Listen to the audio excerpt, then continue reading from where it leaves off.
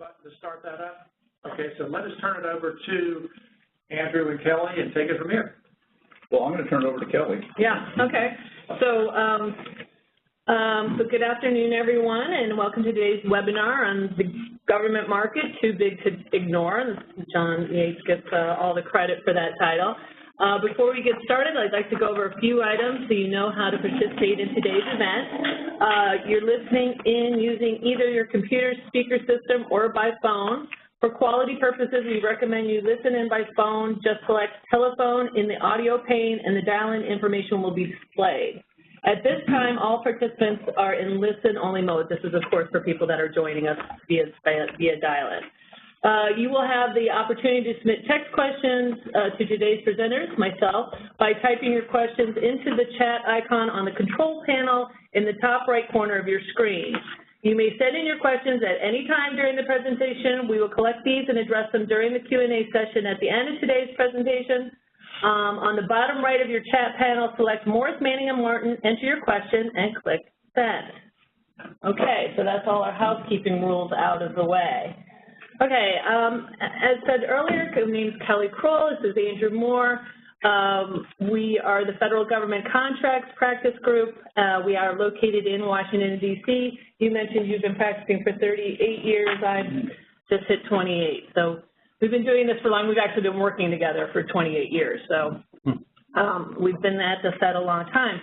So as I said earlier, but for the benefit of those on the phone, this is more of a higher level look at government contracting. I could talk about government contracts all day long, but nobody wants that. So I tried to hit things that were more, I think, geared towards people that really didn't know much about the government contracting space, but I'm glad to know that you do know some things. So definitely, if there's something I haven't touched on, talk during the webinar, we can talk after the webinar. So just to jump in, let me get my clicker. My clicker didn't work. Let's go there. We're going to use my thing. Okay, these are just numbers, right? So I wanted to, that's what we're all talking about, right, is dollar figures. So I ran this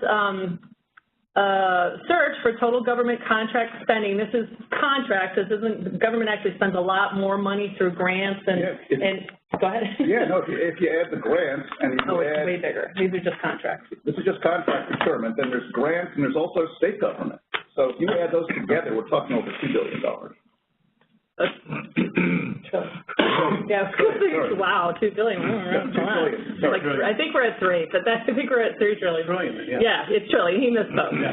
So these are what I ran was just the contract numbers. So these are procurements, RFPs, IFBs, that sort of thing. So you can see, you know, this is a figure from 2008 to 2018. This is only half of 2018, by the way, because the government contracting fiscal year doesn't end until September 30th, 2018. But you can see pretty much little dips here and there, but over time, the federal government marketplace has been a constant. People always ask us how business is going as government contract attorneys when we've been doing this for 28 years of the ups and downs. We're like, yeah, the government is still buying. Yeah, it's a very steady business that way. Once the government decides it likes you and contracts with you, it takes a while to get into that market. But I tell people sometimes it's more like a super tanker trying to turn around. I mean, you're in it, you're going, and it's going to keep going.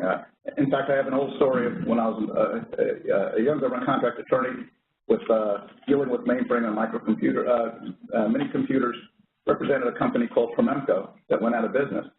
And I kept getting calls as their attorney from COs for years afterwards because they knew I was associated with the company.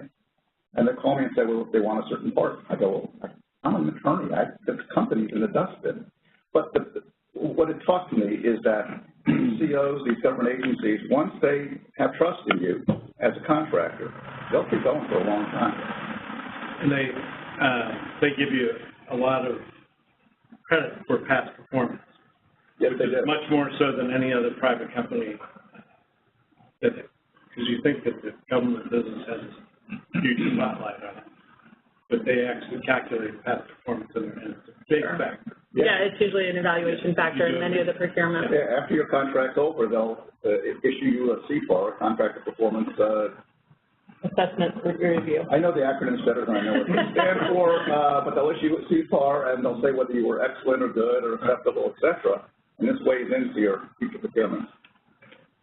So the federal government buys everything and anything, right? So it buys, you know, the high-tech software equipment and services that probably, you know, most of you all are focused on, but they also buy, you know, paper clips and pencils, you know, anything from, we love to tell stories of all the different vendors that we've represented over the years, but it literally, you know, buy everything, soup to nuts, including, you know, soup to nuts.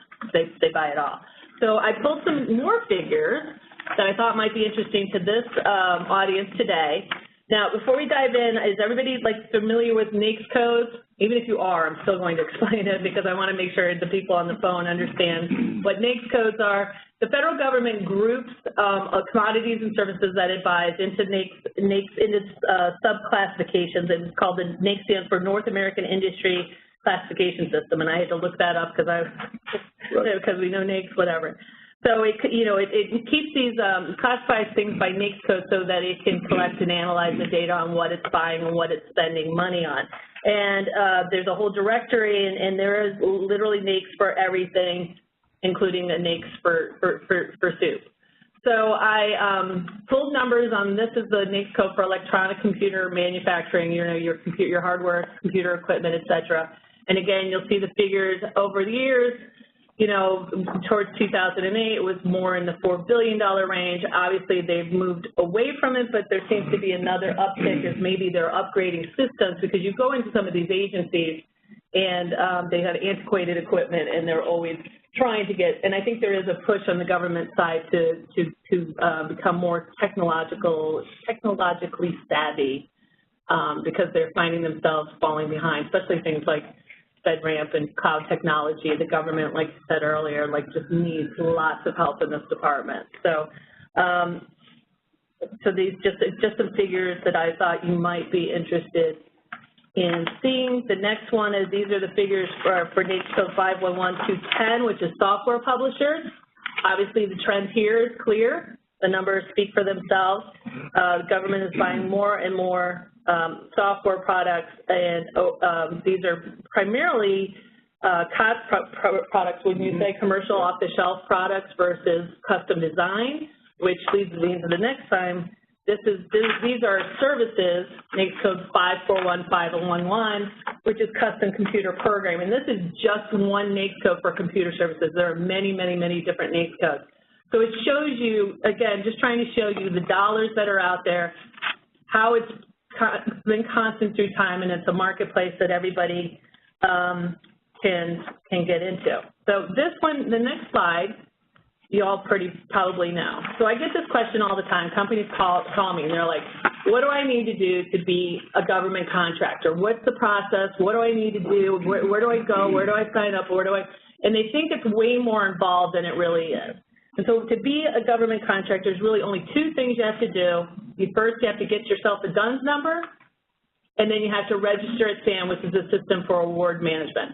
I've given you the website addresses for where you can go to get a DUNS, because Dun & Bradstreet is a third-party company who has somehow ingrained themselves into the federal government system, so that the federal government relies on this third-party classification system to identify its own contractors. It blows my mind a little bit, because anybody could call Dun & Bradstreet and report information on a company, and there's a lot of false information out there. But regardless, you need to get one. That's still the system in place.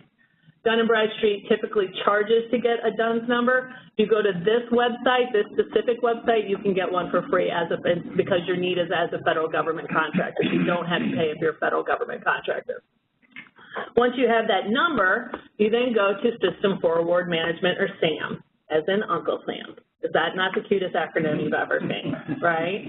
Okay, so what System for Award Management is this online portal where you put in basic information about your company, your address, your point of contact, your tax ID number. You tell them what kind of NAICS code you fit under, and you can do more than one. You don't have to classify yourself as one type of NAICS, because there is overlap between the NAICS codes.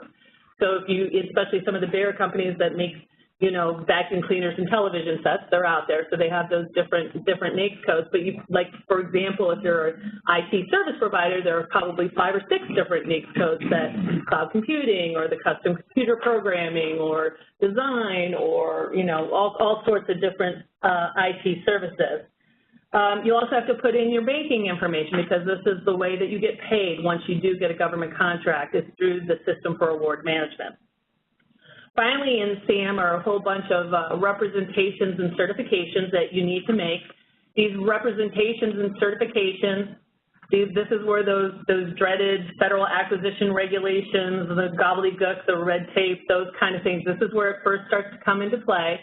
But they're basic representations about, and I'm not going to go through all of them, but they're basic representations about your company, whether your company or any of your principals have ever been arrested or been indicted.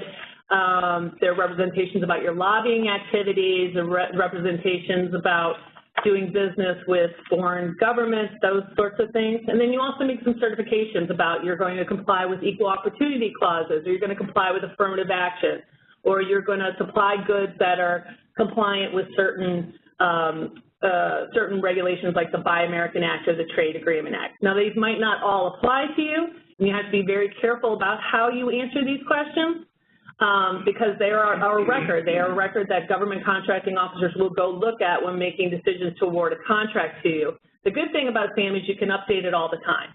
So if you're making a representation one day and you think you made something changes or you made a mistake, you can go back in the next day and update it again. Usually you can get set up as a government contractor. You know, after these two things are done, you are a government contractor. Well, not really until you win some work, but you can call yourself a government contractor. It used to take just like a day. You could do this in a day. SAM recently got hacked, and some people were going in and changing the banking accounting information and diverting funds to different places, and so now they have a more formal process, but it usually can get it done like in a week, you know. So you're suggesting even for early phases or young companies, just go do this anyway? Sure. Well, and the federal government is not the only one that uses this information. Okay. The prime contractors will use this information and will require you to register in SAM because prime contractors have in their contracts, they have all those FAR clauses and all those requirements, and a lot of them have to flow down to their subcontractors. And what they'll do is that instead of like putting them all in this big contract and making the contract, you know, 80 pages, they'll say, you know, go into SAM, register in SAM, and everything you said in SAM, you've said to me, right? So if you've represented in, let's say you make widgets, right, and let's say the Buy American Act applies to that, you said in SAM that you were going to comply with that act, that representation in SAM gets put into your prime contract with that, your subcontract with that prime, and that's how they cover themselves. Okay. So subcontractors are in here too.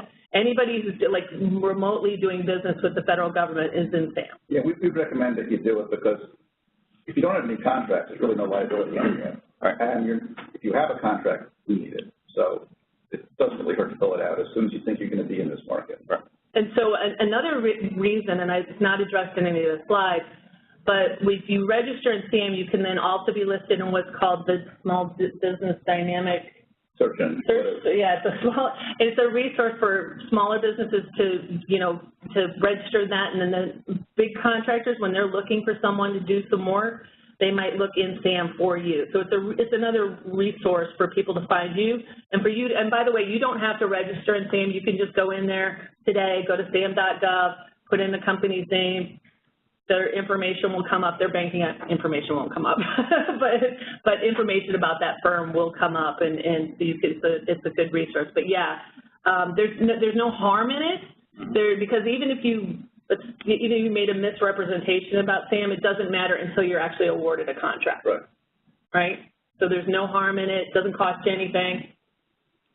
You know, you can delete it. You know, you can get out of it, cancel it, so it doesn't get you. It wouldn't hurt you. So this, you know, so that's what you have to do. That's what you must do. So this next one is about what you should do, and this is, you know, to me is again a simple answer is that you need to do your research, you need to do your due diligence, you need to do your homework, right? So oftentimes we get people that come and they're like, I want to get in the government contract business, and it's like, well, why? And they just look at me and they're like, I don't know. It's just because I have money, and that's not a good enough answer. You need to know who your customers are, what they're buying now, what they're going to buy in the future, who they're buying it from, like know your competition, and how much money is that, right?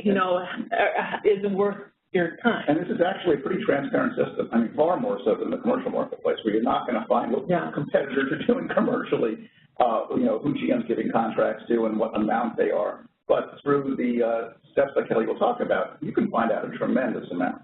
And the first thing, who are the likely customers? Is it the VA? Is it, HHS? Or is it DOD? Or are they prime contractors? Because not everybody sells to the government as a prime contractor. You may naturally sell as a sub. We're representing a computer chip company recently, and they do a lot of government contracting, but they do no prime contracting. Because the government doesn't buy chips generally. It buys it through HP or through IBM or whatever. So they do a lot of government contracting, but it's through prime contractors. So that's one of the first things you have to figure out, and there's nothing wrong with living in the space of subcontracting. It's perfectly fine. Or are your likely customers going to buy your stuff in prime contracts? And you can find this out through research on FedSpend and looking up in FedBizOps. My next slide. Don't. You're stealing my thunder. Sorry about that. You can find it out in a variety of ways. Or also, do they have small business set-asides? Are there platforms, as we call them, the GWACs, government-wide acquisition contracts like GSA schedules? So it's really a transparent marketplace, much more so than most. Yeah.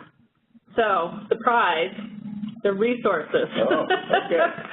What do you know? Good thing I got that covered. No, he's absolutely right. I mean, you're not going to find this information in the commercial marketplace that is as accurate and detailed as it is in the federal marketplace. So these are resources, and they're in your handouts, by the way, in your folder, so you have them all. You have them all already. But take time, go to these websites. They're really. I use them all the time. I use them all the time to find out, if a client of ours lost a contract, and we think that the person that we lost to doesn't have the relevant past performance, or maybe they're too big for the procurement, or a myriad of other things, I will go to these resources to use as a tool against, to protest the award to that company. Yeah, so let's say you have you want to get a GSA schedule, which we'll talk about more. Mm-hmm. You can find out who your competitors are. Do they have a schedule already? And if so, you can find out what they're selling and how much. I mean, isn't that good to know? And maybe if there are no purchases for you on a GSA schedule, that's good to know also, because obviously you don't want to get a GSA schedule. You're going to sell it some other way. Right. But let me ask you this question then. Let's assume people around the table, there's some that already have government contracts work, others are thinking about it. Does this mean that, for example, if Jonathan's company hypothetically wants to think about government contracting, but also doesn't necessarily want all the competitors to know exactly what he's doing, what the terms of the agreement are, what the pricing is, he does business with the government, is all that information generally going to be available for people to look at? Well, not all of it. Not all of the information is going to be available, right? So the total buck that the government's spending on you, that's going to be out there. Yes, we placed a contract for $2.5 million, right? But your unit line pricing, that pricing is protected under the Freedom of Information Act. It will not be out there. And so so someone will request it. We do this as well. Then we file a letter called the reverse FOIA letter claiming confidentiality. We cite some case law. We're really good at that because we're lawyers.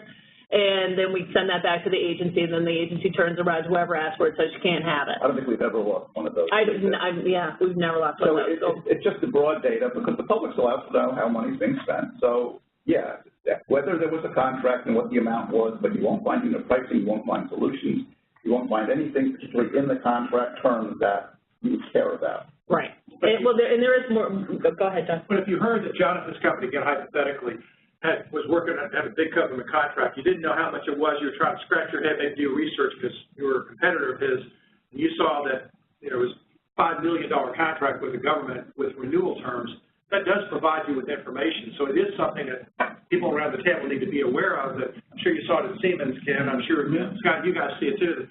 You're giving out information that you otherwise wouldn't usually give out, and at least maybe not down to the line item, but there's still data that's out there. There's still data that's out there that you wouldn't see in the commercial world. Absolutely. Would we be locked into that unit pricing then for other similar customers if you, even though it might not be publicly available? Well, let's take schedules. Let's take GSA schedules out of my answer for right now, and I'll talk about GSA schedules a little bit more.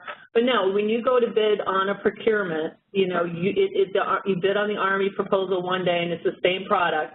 You bid whatever you bid on that product. You have an MSRP for that product. You tell the Army, this is what I'm giving you this day. Navy wants to bid the next day. It's a separate procurement. It's a separate contract. It may have separate volume. It's a different deal. It's a different deal. And so the government might find out that you gave Army better place, but let them worry about that. And that's a general. They don't talk to each other anyway. Yeah, they don't talk to each other anyway. So that doesn't necessarily come up. GSA schedule is a little bit different, but I can talk about that. Right. So just to go over these resources to explain what they are. We have seen in a couple government contracts, and when it was specifically they've reserved rights to buy for follow-on or expansion projects at the same price.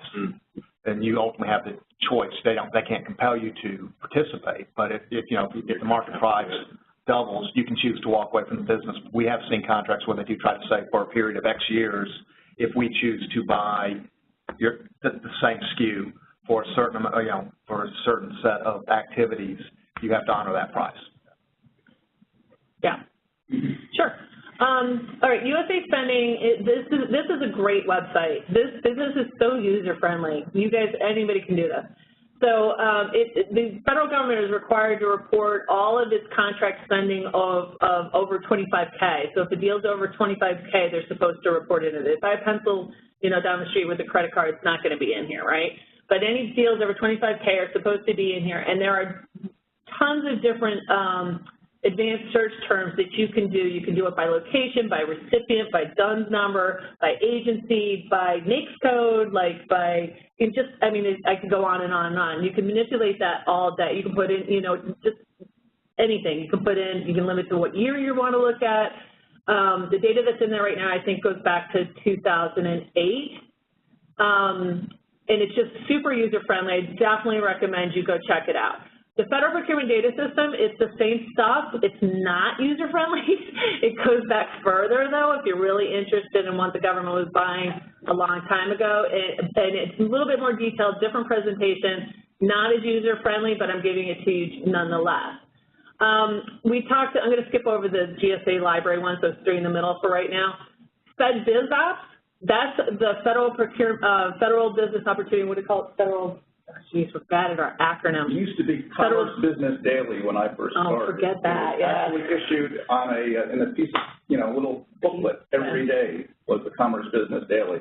That was before Kelly was born. Yeah. And then it became FedBizOps, so. Yeah, so this is where the federal government puts all of its solicitations and requests for proposals. If it's trying to buy something, it has a requirement, again, over 25K, to advertise the procurement so that they can competition, just basic competition rules.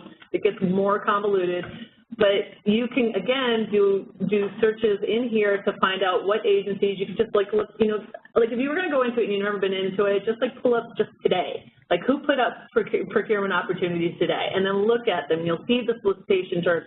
You'll see when the due date is for it, who's buying what, but then you can refine it and say, okay, what's the VA? And, again, refine. But if you're actually trying to bid on something, and there's also tools on this website where you can get alerts.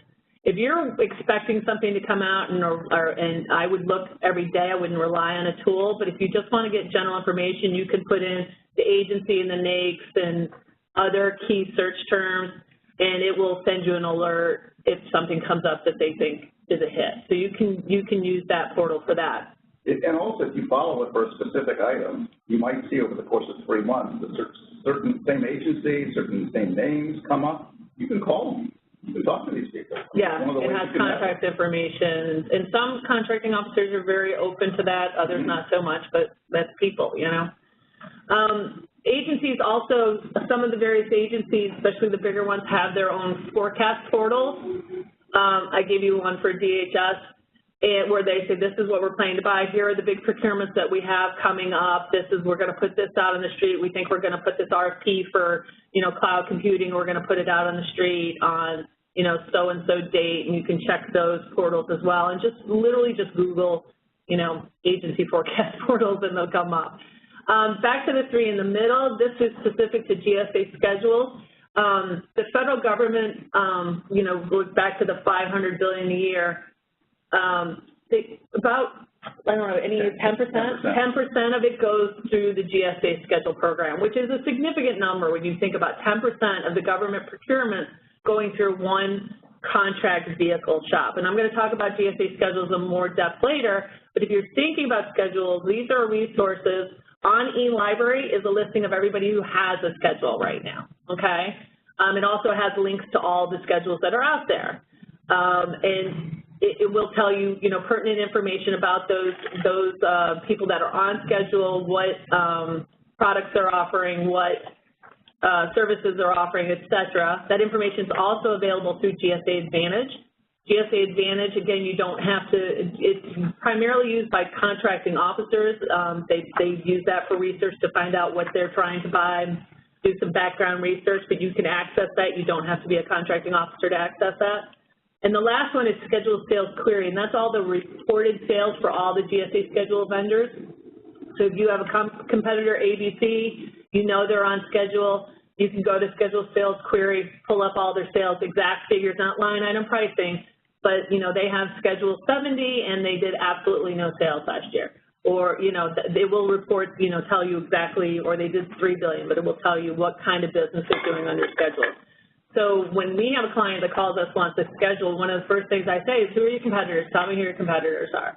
Because they'll say, I want a schedule because my competitors are on schedule. So then I'll do the research, and I'll do the research for them. I'll go back, and I'll go, yeah, they're not, you know, you sure you want to do this? Because the last thing we want to do is help someone get on schedule, and it's just a bust for them. That's not our goal. We love the client that comes to us and says, I want a schedule because my DOD customer wants me to get one. That's the best, right? Because then you know they're going to use that. And we see that all the time. Because, yeah, go ahead. I'll say one thing. We got on the GSA schedule a number of years ago, and granted our product's relatively unique, but we found the GSA more useful than anything as a vetting tool. And then a lot of our purchases would then come back as a sole source, but they wanted to know we were on GSA as a, you know, it was your it was your right to sit at the table, but then they would do, we had maybe 2 actually bought off of GSA over a lot of years. Yeah, I know that they also, even for a sole source contract, they wanted to stamp that GSA number on it. Yeah. Which kind of created a little. I was going to say, don't let us do that. We discourage that. Right. You don't want to pay that IFS, industrial. Correct. Right, yeah. Then you get the bill forever. Yeah. No, the GSA schedule, if you get one, it shows that you're a player. Okay, you are a government contractor, you're in the market, and you know what you're doing. So it's a seal of approval. It shows that you're ready to do it. And it is one of the main platforms for government contract sales, which isn't to say you have to get one or all sales go through it, but it is important. It does drive business. With the thing with GSA schedules, if you get one and you don't have sales after, if you don't have sales after the first 2 years, they will kick you out of the program.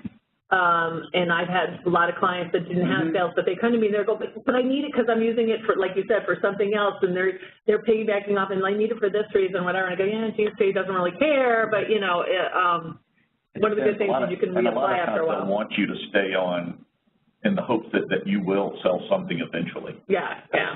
And we're able to usually extend that kickoff period for a year or 2, but eventually, if you don't make any sales, we plead our case. But you can try to get a CO to just place a $25,000 order on schedule, and that will go a long way. Can you guys check me on this? Because we've looked at GSA, I don't know, 8 or 9 years ago, and if I recall, doesn't GSA, though, the GSA schedule require a contracted most favored nations clause? It does.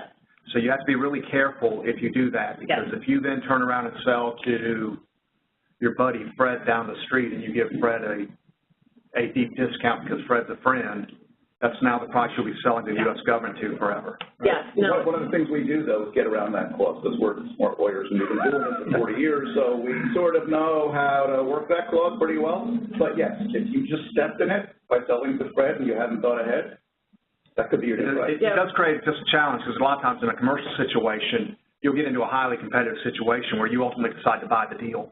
And because in most companies, at least like ours, and I think most, the government sales force is typically different from the commercial sales force. Someone has to always be cognizant of that, because when the commercial guy steps in it to win the deal and buys the deal, you've just committed your government business to that same price. Yeah, and that's generally true. It's and what he's referring to is called the price reductions rule of the GSA schedule contract, and it differs for everybody. What the rule is for that client depends on how they negotiated their specific contract. And so we try to tailor it so it only gets triggered, that price reduction, back to GSA if you sell to Fred and not Bob and Sally and Susan, right? You know, some people, they don't narrow it. We try to narrow it and tailor it so it's only a price reduction if they sell to one type of customer or actually one named customer.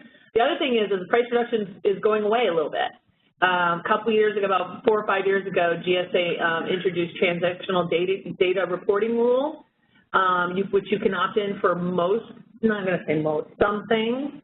And so in lieu of that price reduction clause goes out the window, but then you have to enter certain sales data on your actual GSA sales. So they're trying to collect all of the actual prices that people are paying individually into their, you're basically becoming a data entry clerk for GSA, but the payoff is, for that administrative work, is that the price reductions rules go out the window. And I have several clients that are doing that, and they're very happy with that. So the reason that may be important to me, I don't know everyone's business here, is that if one of the reasons we did a lot of government work was specifically because in the government work, because of the BAA, we did not have to compete with China.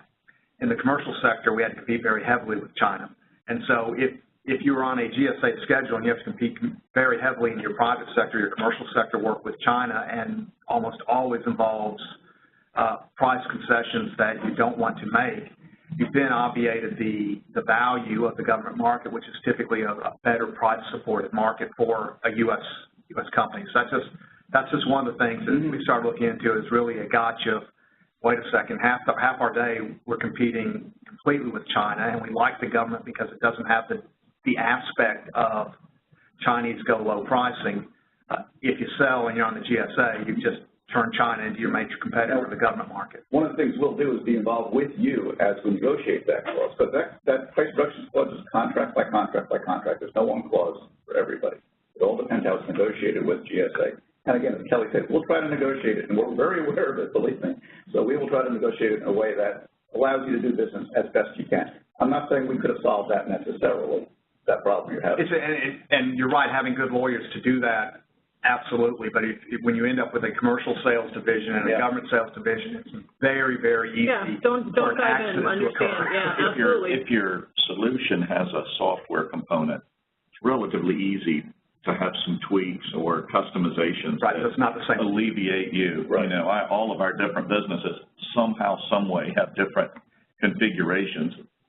Some may be relatively minor, but that always really released us from any. It's the TV retail market, right? The same TVs in 6 different big boxes, all with a different SKU. The remote was purple as opposed to. So you'll find that most people hire a consultant or an attorney to help them get a GSA schedule because it's a very complex process, unfortunately. And one of the things that I like to think sets us apart from those consultant shops, because there's a lot of them out there, is we make sure you understand these things and how your contract affects you before you get into it. So I probably scare away more clients than I bring in because I want to make sure, your products aren't from China. If your products are from China, schedule's not for you because it can't be on there. To the price reduction clauses, it's going to cause you heartburn, those sorts of things, or, the lack of sales. You sure you want to do this, but if we're going to do it, okay, do you understand this? Do you understand this? You've got to put a system in place to make sure you don't trigger the price reductions.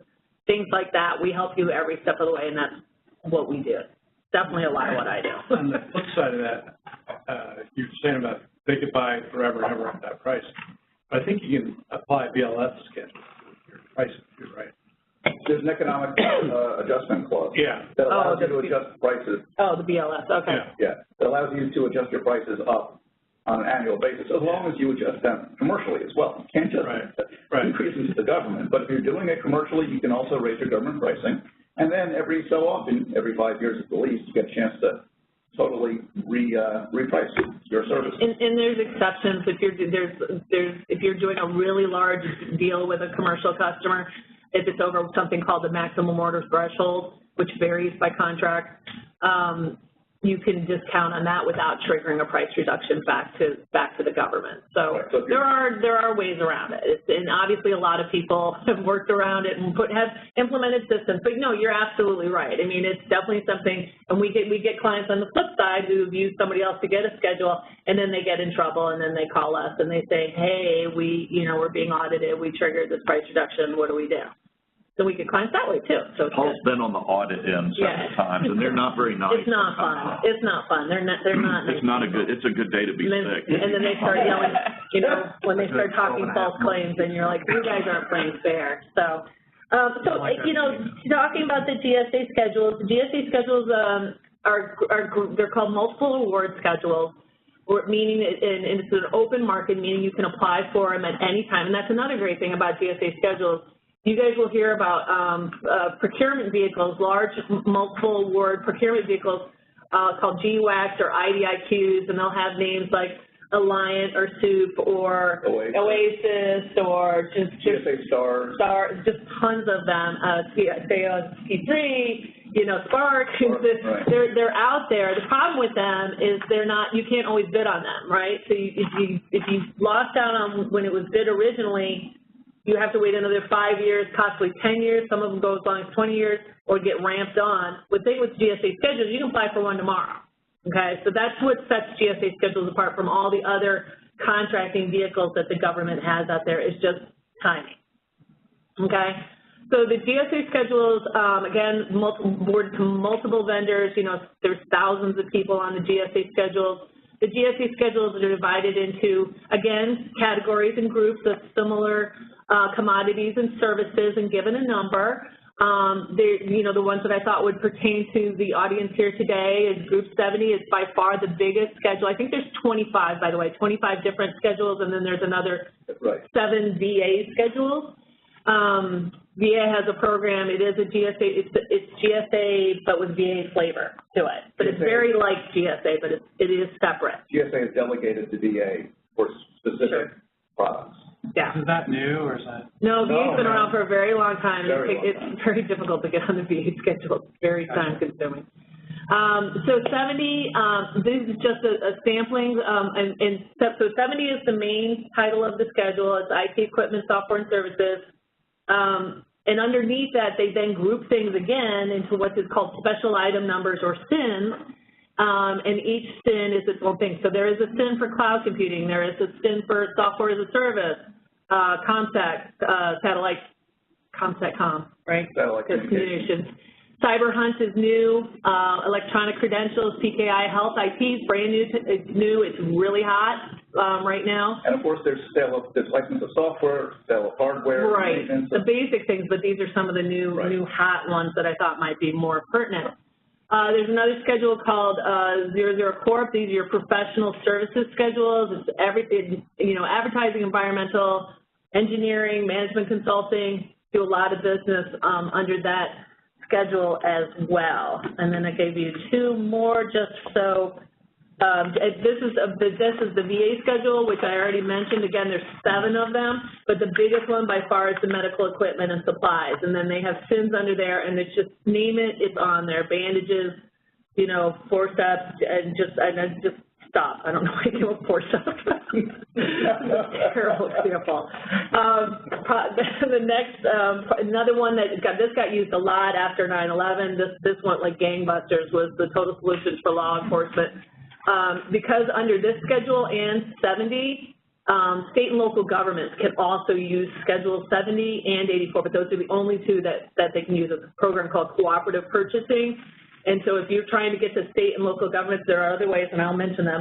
But you can sell direct to state and local governments on Schedule 70 and 84 because they're trying to buy these goods as well. And that happened after 9/11 as well, right?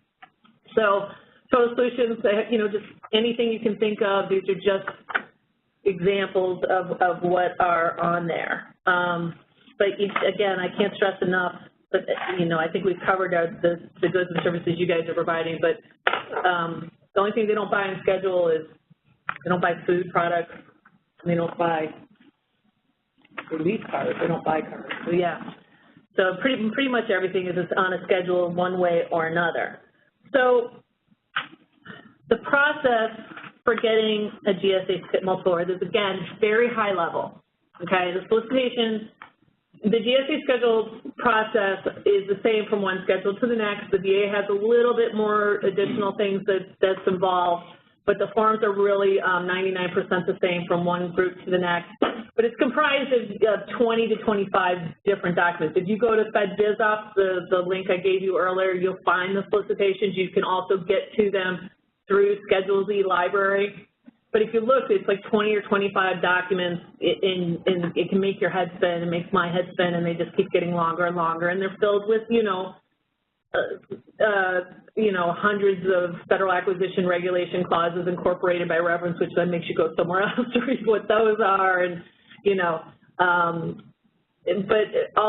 once you get through all those documents, which are comprised of the documents that you need to submit as part of your proposal, it's all done online through a system called eOffer.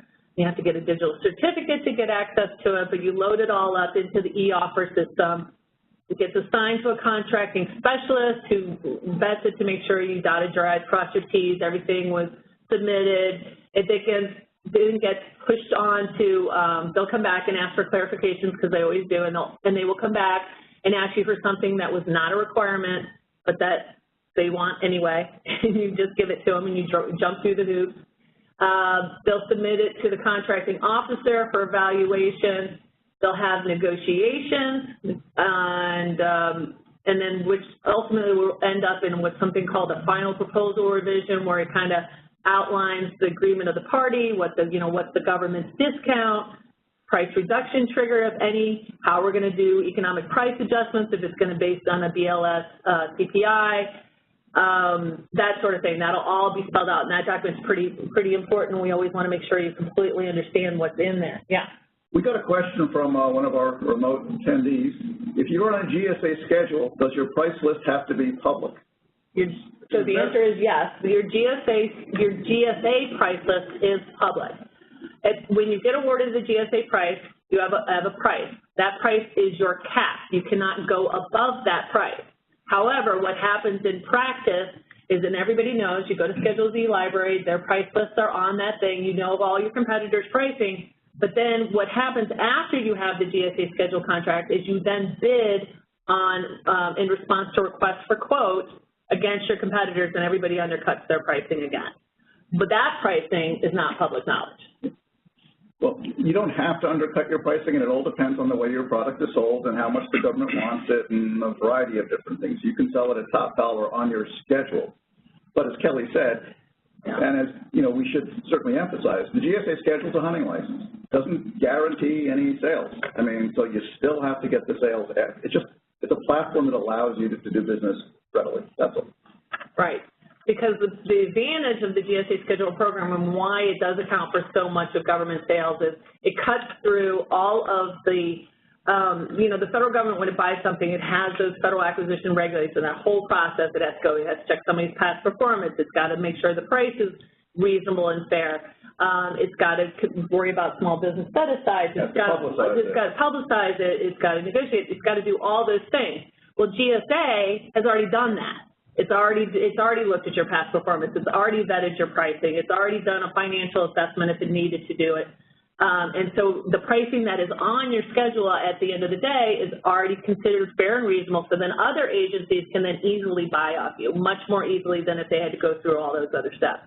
So that's why agencies use the GSA schedule program, and that's why so much business goes through there. And as they were saying, it's why agencies like you to be on schedule, even if they're not going to buy on schedule, because it's vetted. You're a known player. Your pricing is known. Why would that not go through like a SUIT contract, such as through NASA? Again, you'd have to wait. You'd have to wait to get on SUIT. It's not open right now, so you'd have to wait until the next open period comes for that. And they don't have exceptions that they can bring people on? Is that? No. They might have a ramp on a SUIT, but that, again, it only occurs.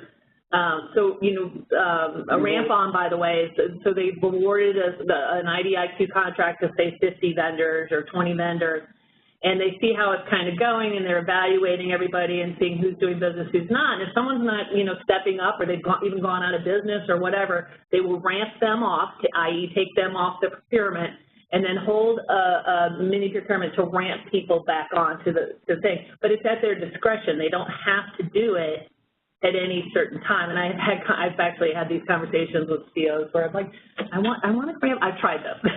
I've tried to do this and have been unsuccessful. So I don't want to overcomplicate. Let's say NASA is a prime, or someone whoever you have a prime. Yes. And they have X number of companies. Yeah.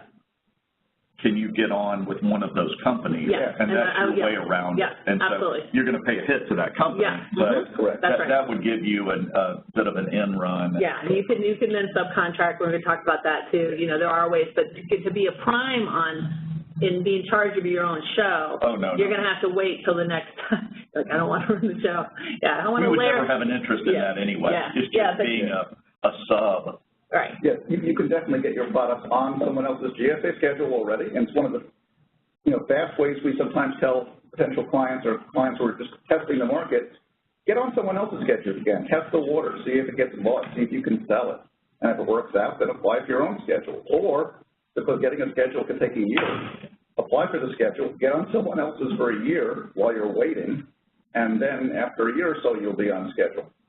Yeah. By the way, the acronym that he used for SOUP, NASA SOUP, is Solutions for Enterprise-Wide Procurement. Right. You'll find in the government world we just use acronyms constantly. I have no idea what they meant. I didn't know what SOUP was either. I had to Google it to remember. We know what SOUP is, and we deal with SOUP all the time. It was like, I know it's like hard work. See, the reason there's all these different competing vehicles, by the way, is GSA charges user agencies what's called an industrial funding fee, or IFF. It's a 0.75% fee that you add to your product. The agency pays it. Okay, so let's say your GSA price ends up being $100 for the widget. They add on 75 cents to that sales price, so it's $100.75. Army buys the product. They pay you $100.75. You are then the collector of that fee. You scoop off that 0.75 every quarter and remit it back to GSA. And because GSA scheduled sales were $4.45 billion last year, and then what's 0.75? Do some math. Anyway, GSA self-funds itself. Yeah, they live off their own. They live off their own IFF. They do not get federally appropriated money because they live off of their IFF. Right. And so they were the ones that really started this initially. GSA schedules have been around for 30 years. No. Yes. When they were, stop. Okay, yeah. All right, so they've been around for a long time, and so other agencies saw this model, and so they mimicked it. NASA's just another version of a GSA schedule. Well, there are 4 agencies that are allowed to have intergovernmental contracts like GSA. It's GSA, Interior, NASA, and DOD. So those are the only ones who can have these kind of platforms that allow other agencies to buy off of. I'm sure it depends, but I'm trying to think which vehicle, like SOUP or GSA. I know, I'm sure it depends on your product and industry and things like that, but just advantages, disadvantages. How your customer buys it, mainly. Yeah, what they're comfortable with. Their preference. Sure. Yeah. That's really what it comes down to. Yeah. We even see sometimes on schedules, we had customers who used to like to be on the section, the audio-video schedule. 58. So they'd be on 58, because that's how the customers were used to buying their audio-video stuff, even though by the time it had come around, it was really a computer. And it could have gone on 70, or vice versa. So what do the customers want? Yeah. Is there ability to be on both? Could I be on NASA for the DOD and GSA for Indian Health Service? Yep. Because the products are different. Yep. You can be anywhere you can get a contract to work. Sure, absolutely. There's no prohibition against we have clients what you offer. 4 or 5 schedules.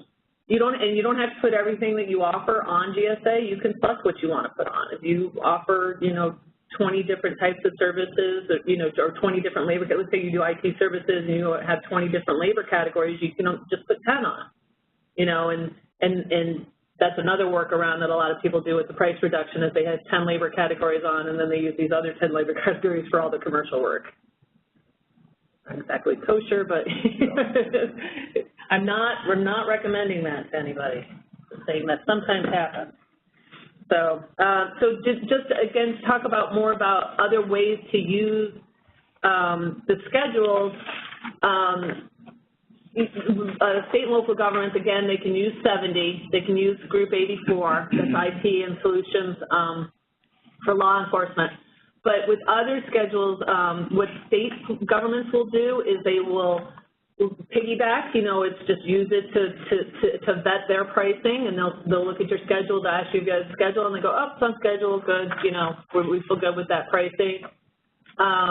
Other states have a more formal program. California and Texas directly piggyback. They just slap a layer of their own state required terms and conditions on top of it and buy through that program, and that's quite a lot of companies that do the type of CMAS. The CMAS is very big. I mean, very big, access to all the state and local governments. California, which California would be the world's fifth biggest country, in terms of GDP. So it's a great market to have, and you can get it once you have a GSA schedule. Yeah, and that process is very simple compared to getting the schedule itself.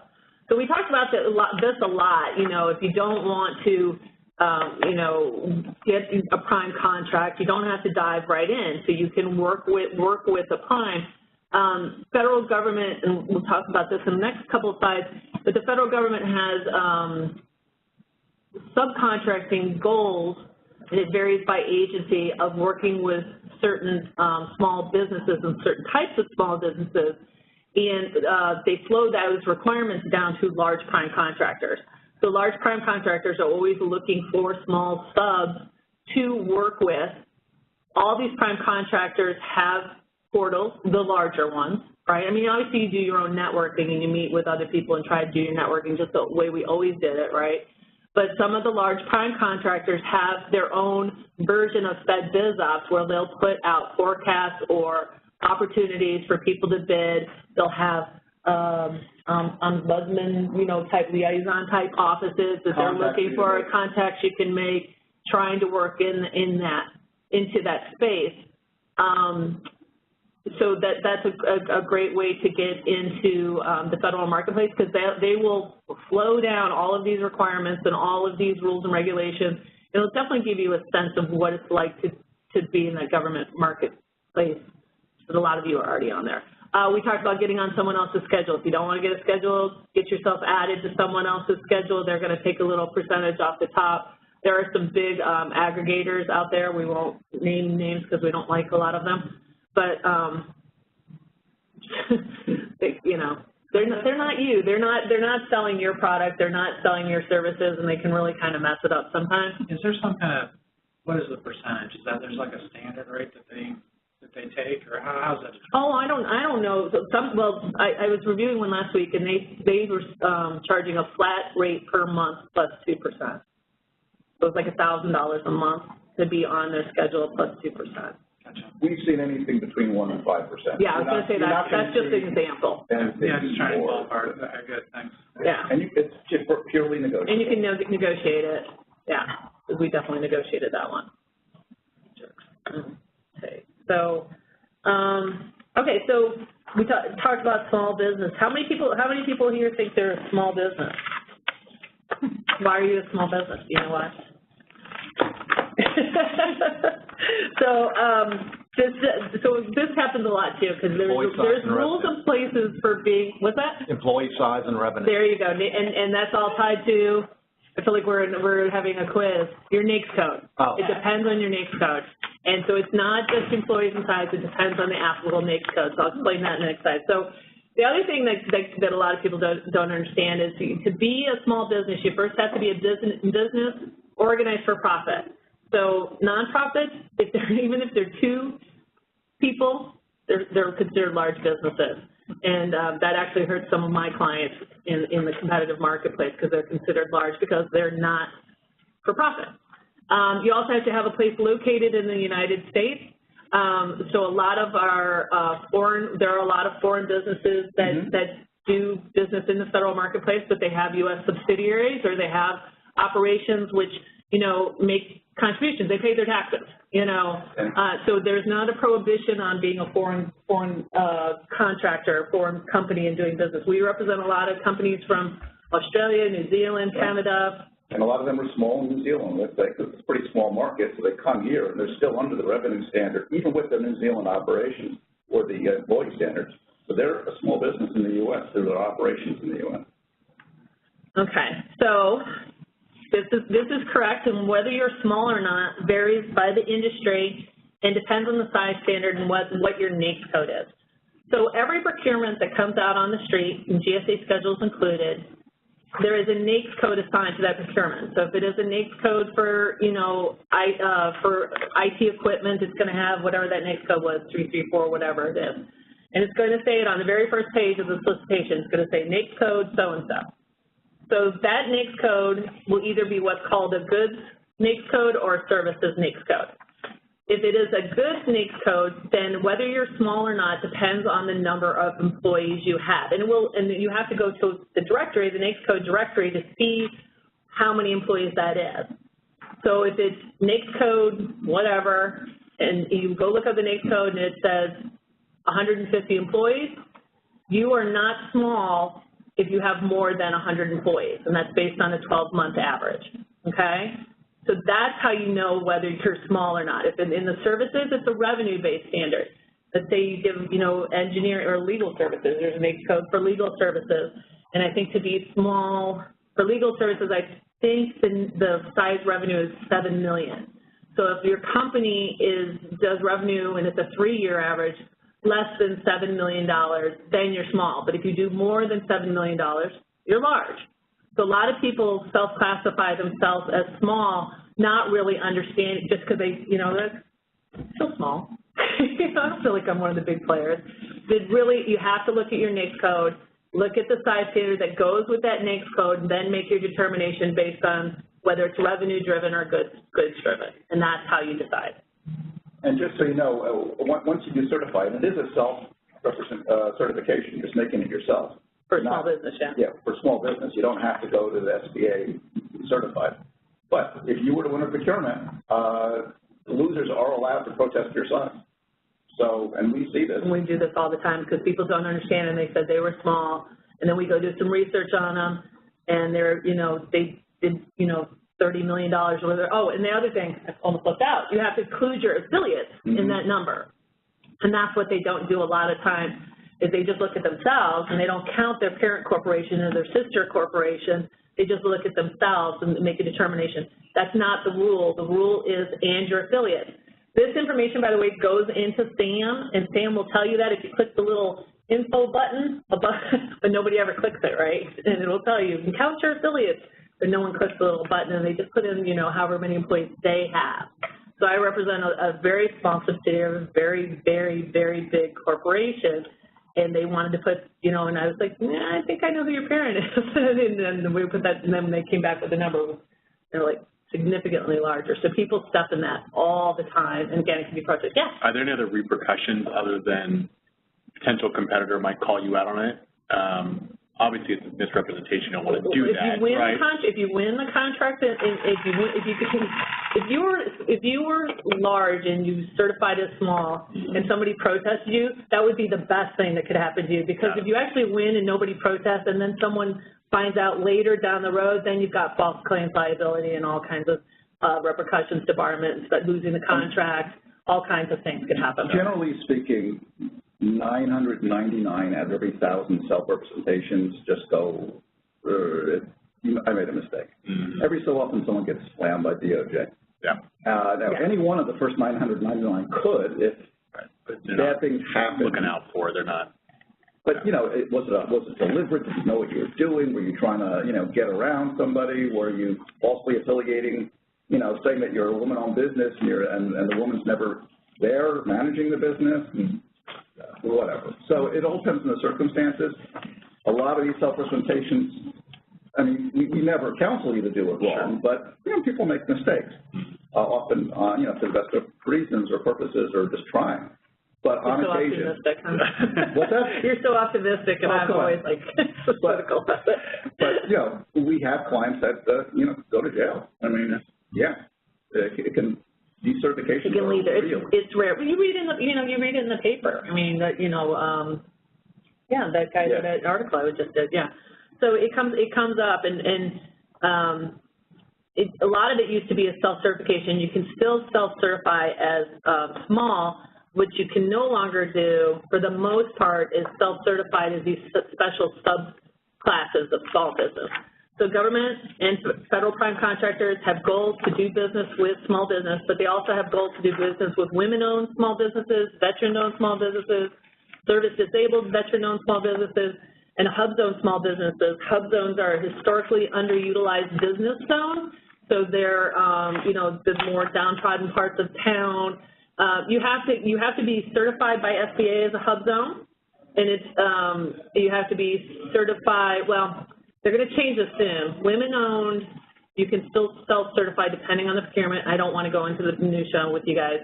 Veteran-owned, they're now there was a lot of fraud around the veteran-owned small business and service-disabled. People were basically calling it rent-a-vet, because for all of these, except hub zone excluded, to be a women-owned small business, for example, in addition to being small, it has to be 51% owned and managed by a woman. And for years, it would be a husband and wife team. The wife would own 51%, but knew nothing about the business and wasn't even there, was home. I personally had clients, you know, would joke about, yeah, she's home making cookies, and it's like, not funny. But that's a good one, you know.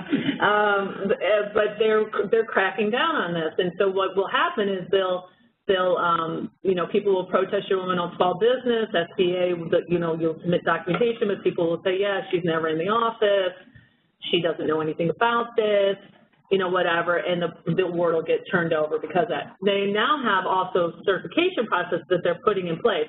SBA has a portal for it. The veteran-owned people, they have a portal for it. There's, you know, so these loopholes are closing, which I personally think is a good thing. I think that the VA wants to set aside work for a service-disabled veteran-owned small business. It really should be a, you know, service-disabled veteran-owned, because they're just, you know, putting other people out. A quick interject. We're going to continue this because it's really interesting, even for those of us that don't know about government contracting. We also know that we said 12:30 to 2, so if people have to leave, feel free to do so. Grab a cookie on the way out. If you'll be willing to stay, please continue. I think Andrew and Kelly will continue to go through this, and we can continue the dialogue. So know that if you need to leave, that's absolutely fine. Yeah. I really only have one more slide. And so we were almost there, and this is, again, you know, this is the easy answer to this, but how to mitigate risks and stay compliant. You know, you got to read your contract. The federal acquisition regulations, and I did, because I flew, I usually travel around with it, but it's like this big, and then you put the DFAR on top of it, and it's this big, full of regulations. Not all of those apply to you. What applies to you is what's in your contract. Mm-hmm. And it's not like you don't know what's going to be in your contract, because a solicitation comes out, it includes all the terms and conditions that are going to apply to you. So read the solicitation, because that's going to become your contract. If there's something in there you think is wrong, believe me, contracting officers get this stuff wrong, go back to them, ask a question, say, why'd you put Buy American in here? This has nothing to do with that. Or, you know, you limited it to, you know, small businesses, or you used the wrong NAICS code, or you something. You can go back, you can ask questions, you can protest it if you protest before proposals are due. Yeah. There's a lot of things you can do. So but if you don't protest these things, they become your contract terms, and then they therefore apply to you. So this goes back to doing your homework, doing your due diligence. If you get a contract, it's something you can't comply with because you have to be FedRAMP compliant. They'll say you got to be FedRAMP compliant. Don't put a proposal in and say, oh, can I get a, you know, can you excuse me, I'm not FedRAMP compliant. FedRAMP applies to the cloud, and it takes months, years. I don't know what the process is now. It's a long process, so you have to know these things. And you're going to see them more and more. So it's good that you're doing it now, because it's becoming more prevalent in the RFPs that we're seeing. In terms of our services, we're often most powerful the earlier you come to us, because we can help you literally with the RFP and are there problems with this, how to answer it. We're not going to write your proposal, or we won't get involved in your pricing, of course, but we can help you with the proposal process. We can get sometimes. No, I don't. Okay. And so maybe you get involved in pricing. Not pricing, like. Anyway, so some of the most expensive clients cases we get are after the fact, when they've lost the contract, or there's some problems later on and there's a false claims act case. So the earlier you engage with us, we can probably do a better job altogether. I'll tell you that the big government contractors in D.C. spend most of their money before the RFP ever comes out, in terms of most of their money planning and scheduling and figuring out what's going on. But once the RFP comes out, and don't forget, it was written by COs who know the market, and it might be geared towards certain vendors, and we call it wired, you know, towards certain vendors and things like that. You made a fantastic point, and we ran into this firsthand, is that most of the times by the time it ran into Fed Biz Ops, the decision was already made. That's exactly right. And most of the RFPs you were written out of. But the other part of that, to your point about contracting officers, is if you do one contract, don't assume the next proposal is going to be exactly the same. We took particular advantage of Buy America because we were an American-made product. It was shocking, and this was in the VA. We ran into 5 different sets of requirements, and you would think it's a binary decision, it's either Buy America or not, but 5 different answers in 5 different projects as to whether American-made good was actually required or not. So you should not assume your contracting officers actually know everything they're supposed to know.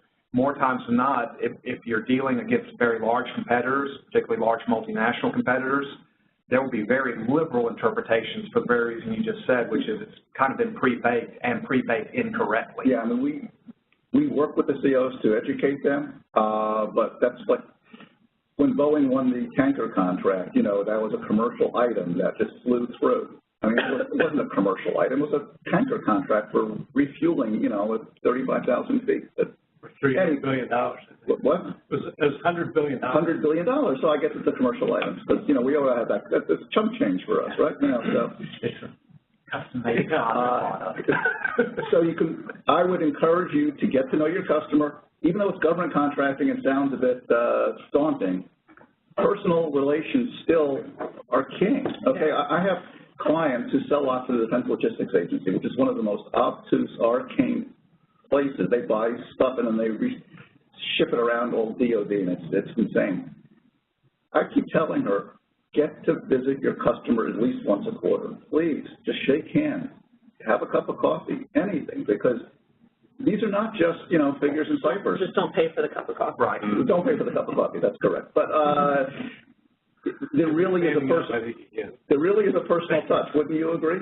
Yeah, absolutely. Yeah. We were reluctant to get into it because we thought it was total transparency and total by the book, and it's just like anything else. It's people dealing with people. That's right.